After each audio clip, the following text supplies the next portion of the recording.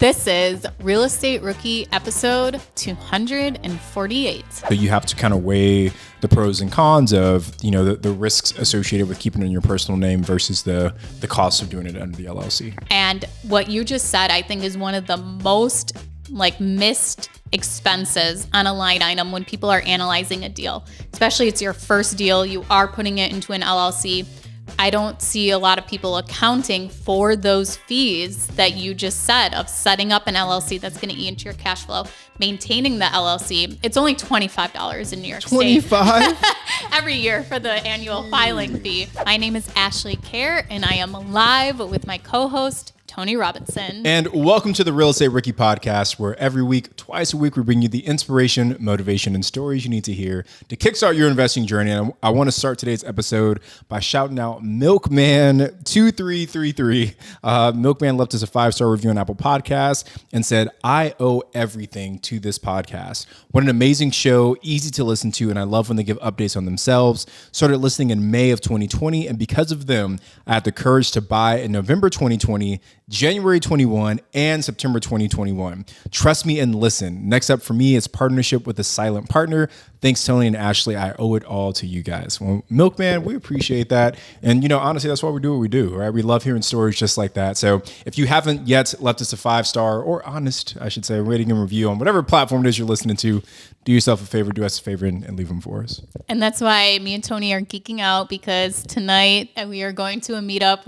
We are going to get to hear so many inspiring stories from rookie investors and just experienced investors, or the motivation and excitement of somebody who's trying to get started in real estate and attends this networking event. Yeah, it's so crazy. Like, as much joy as I get from buying the next property and getting that listing live and seeing the returns come in, it's a different level of fulfillment when I read stories like that and hear people in the rookie audience who say, I was afraid, I was confused, I was lost, I didn't know where to start, and I started listening to the podcast, and now I have 1 deal, 2 deals, 5 deals, and we hear these same stories over and over and over again, and it's just such a crazy and humbling kind of position for us to be in. Well, tell everyone about that text that you were telling us about this morning that you got about the person who bought the short-term rental. Yeah, so Olivia Tati, she sent me a text over the weekend, and she said, "Tony, thank you so much for your inspiration, for your guidance." She had just taken her first listing live, and she was like, within the first couple of weeks, our mortgage is covered for the next couple of months, right? And they just took the listing live. So hearing stories like that, it's crazy. It makes it all worth it. Okay, well, today we're going to go over 4 rookie reply questions. We are going to talk about LLCs, putting properties into your personal name, and what are some of those differences, and what you should consider when deciding to do that. Then we're also going to talk about financing options. We have Lisa, who gives us a scenario of what her current financial situation is, and we give her some ideas as to how she can tap into some money to buy her first investment property. Yeah, and then we also kind of finish off by talking about what to do at that final stage of your escrow period. What are those things you should be looking for to make sure you're not stepping into a bad deal? So overall, lots of good questions. Yeah. All right, so let's get into our first question, which comes from Evan Yan. And Evan's question is, what are the best questions to ask a seller during the final walkthrough? So I can kind of share my experience first. I don't think I've even really seen most of the sellers that I bought my properties from. I'm typically not there during the inspections. If it's a rehab, I typically will walk with my crew. But if it's just a typical property that we're buying, it's short-term rental, I'm almost never there during the property inspection. So I don't really ask the seller any questions. What I do use is information from the property inspection report to kind of inform my decisions around not even what I need to ask the seller, but what are the things I need to follow up on. So for example, we have a property that's under contract right now, and we had our first inspection come back, and there were a lot of question marks. Some of the things that came out of that are, do we need to replace the septic? The property inspector couldn't get access to the septic tank. It's an older property. We want to know what the condition of that is. We need to follow up with that. There's no working HVAC system. So now we need to go and look at, okay, what are we doing to quote out new HVAC? There's a pool in the backyard that's been filled with dirt. What is it going to cost for us to go out and get that pool brought back to life? So I think the property inspection honestly is going to give you a lot of the questions that you need to ask yourself when it comes to purchasing this property. What do you think, Ash? Yeah, and to kind of get technical, when I hear the word final walkthrough, I think of you're ready to close the next day and you're doing one final walkthrough of the property. So I don't know if that's what they mean or just any kind of walkthrough of the property after you've gotten it under contract. But I typically don't see a lot of the sellers either doing those processes, even if I am going to the property myself. A lot of times the sellers aren't there. So if it's an off-market deal, it most likely is the seller taking you through the property again. But I would say you can get a lot of information just from listening and not even asking questions from the seller. But everything they say anyways, make sure you're verifying that information too. So just some typical things that you can ask about the property. If you did do an inspection, ask them about these issues, these problems that came up. If they have any more information about it. Are there any kind of routine maintenance that they currently do on the property that you should be aware of? And then just maybe the history of the property too, finding out things like that. But as far as if it's the final walkthrough, it's the day before closing, I don't see a lot of questions that you could ask because you're already forced to close on the property. You're pretty close. One thing I will add is sometimes you do get value by talking to the tenants. So that property that we did walk yesterday, the owner wasn't there, but the tenant was there. And she gave up some information around some deferred maintenance and things that she had noticed about the property. So, sometimes if you talk to the tenant at the property, they can give you maybe more information than even the actual owners can. Yeah, I love when tenants are home and I see a property. I feel Ashley very just sees uncomfortable dollar signs, that I'm walking through because I do feel a lot of tenants, it's a hard situation for them not knowing who's going to buy it, what's going to happen, are they going to have to move? And that can be very uncomfortable coming in as a potential buyer and just being in that situation. So, but I do think you can get tons of information from the tenant. And what I do too is I ask the seller once I have it under contract, if I can send an estoppel agreement to the tenants. And this basically is a form that the tenants are going to fill out with their contact information and then what the terms of their lease agreement are, if they own any of the appliances, what utilities they pay, do they have any pets, just all the information about them that would typically be on a rental application or be in their lease agreement. And then I also compare that to either what the seller had said, or what is in the lease agreement. Another thing I ask too is, what are repairs and maintenance that need to be done to the property? And you usually hear an earful of repairs that, actually need to be made, or just improvements that they would like seen done to the property too. So Evan, hopefully that helps answer the question for you. But again, everything we shared, I think, is what you want to lean on. But to me, tenants, inspection reports, that's where you're going to get a lot of golden information. Okay, next up. Oh, you know what? Actually, before we go to the next one, I'm going to say one more thing about that information on the property. The last thing I will say is Google the address of the property. That's a great idea. Because I had a wholesaler try to sell me a property, and I just knew that I had seen that property somewhere, and the address of it looked so familiar. So I Googled it, and it had been a meth lab. I remember it being in the news that they had busted this house. And when you cook meth in a property, you have to do some kind of remediation to make it safe from all the chemicals in there. So just Googling a property's address can give you information on the property too. Yeah, just imagine going to list that property for rent. And you throw 123 Main Street, and then potential tenants type in 123 Main Street, and the first thing that pops up is meth house. Yeah. You'd want to A, know about that before the tenants, and B, be able to say I know we took care of it. Here's what we did. It's it's brand new XYZ. Right, and it was a wholesaler trying to sell it. So the fact the wholesaler hadn't even Googled the address and was trying to sell the property to somebody else, he did not know anything about that, and I don't think he was ever able to get rid of that property. It probably fell out of contract. Yeah. Okay, the next question is from Caitlin Latour. Question for anyone with experience with mid-size multi-commercial. Is it appropriate to ask the listing agent for financials up front, like before even seeing the property? Or is that information only disclosed during due diligence period? In other words, how much information can I ask for upfront? I'd love to base analysis on actuals, trying to determine what is customary so I can ask the best questions and make the best impression with the seller. Thanks all. So I actually did this today. Someone sent me a campground for sale, and immediately I emailed requesting the financials on the property and then said, I would like to review those before I go and see the property, because I think there's so much more information you gather from the numbers on the property that you can see kind of an idea of, okay, this is where it makes sense. Is it even worth me going to the property to look at it, and kind of doing some due diligence beforehand?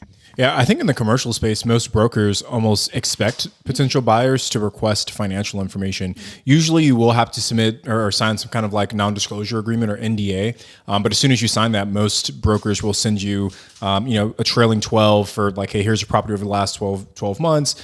They might send you tax returns, just anything they have, P&Ls regarding the property and the owner's financials. Because for a commercial property, you almost do need that information to be able to even make an informed offer around what you're willing to pay for it. Because if you think it's doing X, but in reality it's doing Y, when you go to purchase that property, get debt, whatever it is, it's going to be far more difficult for you. So I think that is common for commercial. Yeah, and especially if there's leases on the property too, you want to get copies of the leases and know what the rent is now on the property and how long of a term you're going to be stuck with that rental income. Because you could know projections that the market rent for this size unit is X amount, but it could be way undervalued and they still have 12 more months left on their lease, and you're going to have to carry that property along those 12 months at that lower rental income, which would vastly decrease your cash flow over that time. So completely appropriate, and I highly recommend asking for the financials up front.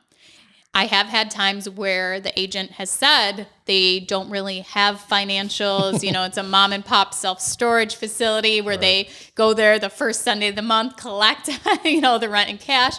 But that gives you actually more leverage. So that's where you go to the realtor. Well, are they going to be accepting seller financing offers, since this would be a hard property for a bank to finance with no financials and a track record? Yeah, and just to like break down what Ashley's saying, like most commercial lenders, when they're lending on self-storage, large apartment complexes, whatever it is, they're not looking at Ashley and Tony as the borrowers to say, will we give you this debt? What they're looking at is, what is the current and historical performance of that property, and can the performance support the debt that we're going to give you guys? So we ran into this issue a lot as we were looking for hotels this past year to try and purchase, is that a lot of them were small mom and pops that had terrible books or no books whatsoever. And because of that, most banks weren't willing to lend on those properties. Banks want to see stabilized assets. But to your point, it did give us leverage because we got multiple seller financed offers that sellers were willing to entertain, because they knew that that was the only way they were going to sell that property. So to kind of end that out it's completely appropriate to ask for those kind of things.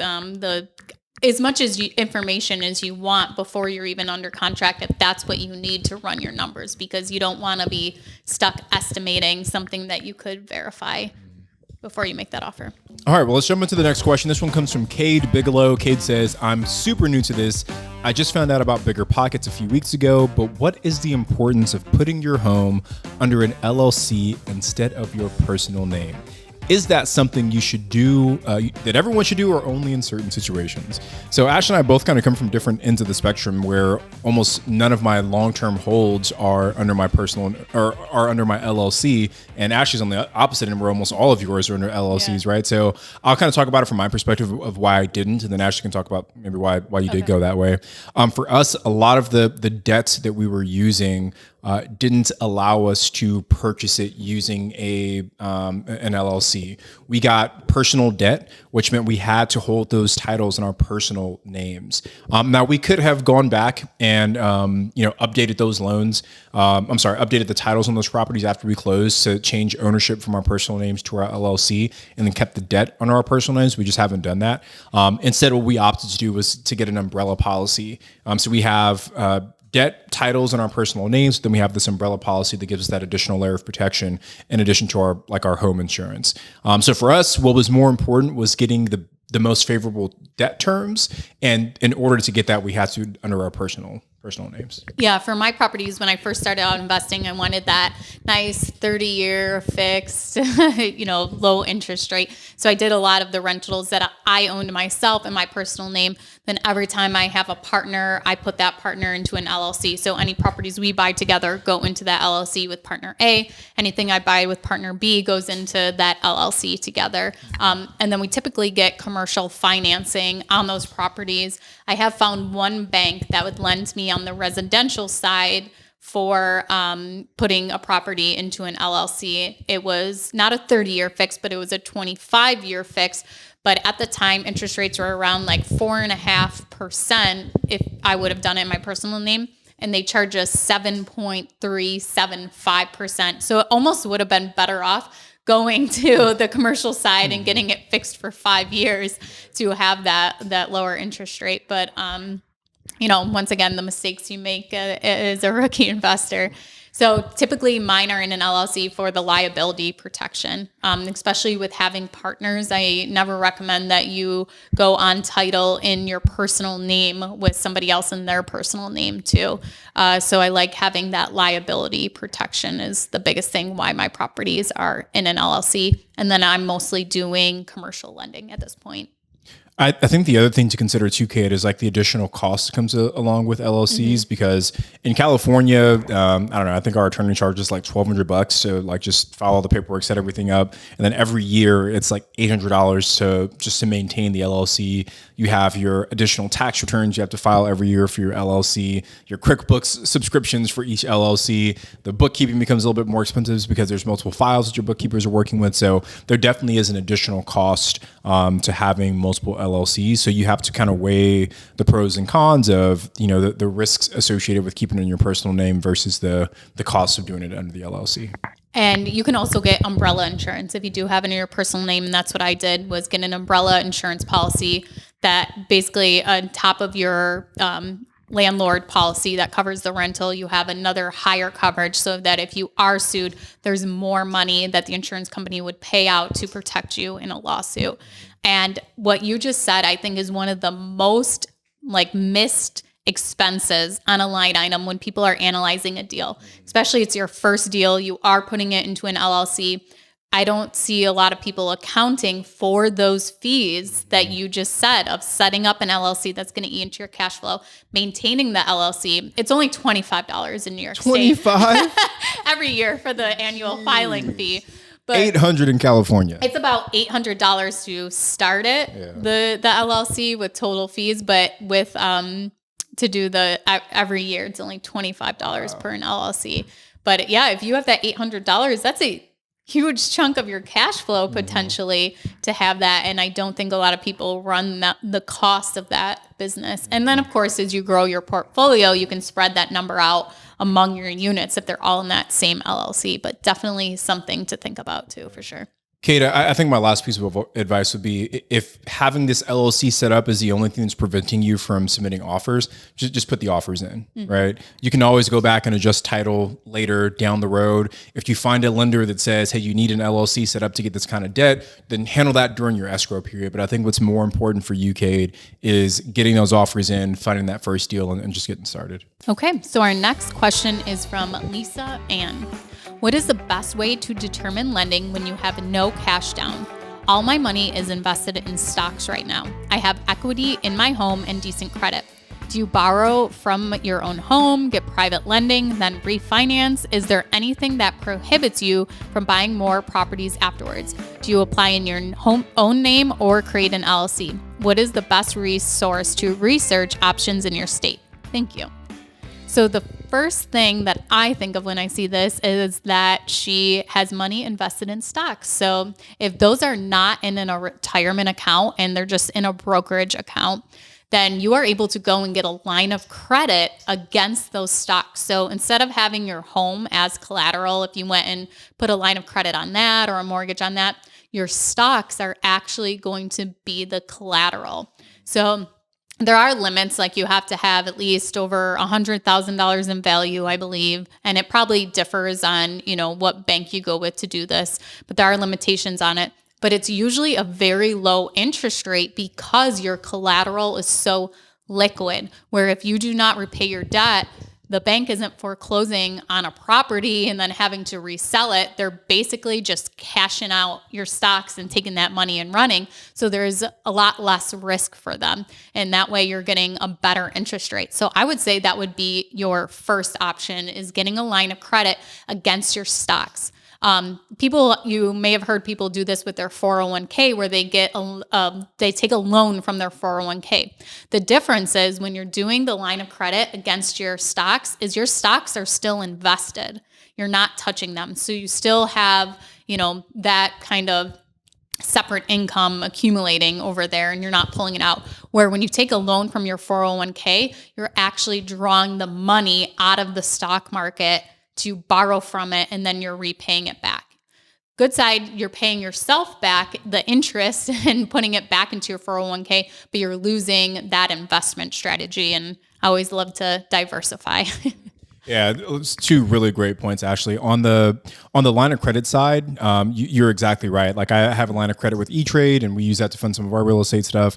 And literally, if you're even as the market fluctuates, right? Like, if they see that your stock portfolio starts to decrease to a certain level, they won't even ask you. They'll just sell your stocks and they'll recoup whatever funds they need. So that is one of the, not risks, but it's really how the bank mitigates their risk when they're lending this money to you. But like you said, the interest rates are so incredibly low on that stuff. It's almost like free money. And we use that to fund, I think, 2 of our initial deals when we were out in Louisiana. And the 401k piece, yeah, it sucks that you're pulling your money out and you're not gaining on that, but it is also better than taking those penalties and just pulling that cash out. So a lot of times when people ask me hey, should I cash out my 401k? I was like, it's an option, but if you can get a loan, even if you can't access all of that capital, maybe if it's some of that capital, at least you're not paying those penalties on pulling that money out, and you're paying yourself back. So it's still going to grow. And then the next question is there anything that prohibits you from buying more properties afterwards? So she had kind of talked about, if she did this line of credit. So the only thing that would happen is, depending what path she chooses, whether it's refinancing or primary, is that your debt to income would be affected, because you have now taken out a loan on the property, and you now have that debt repayment. So that would affect your debt to income.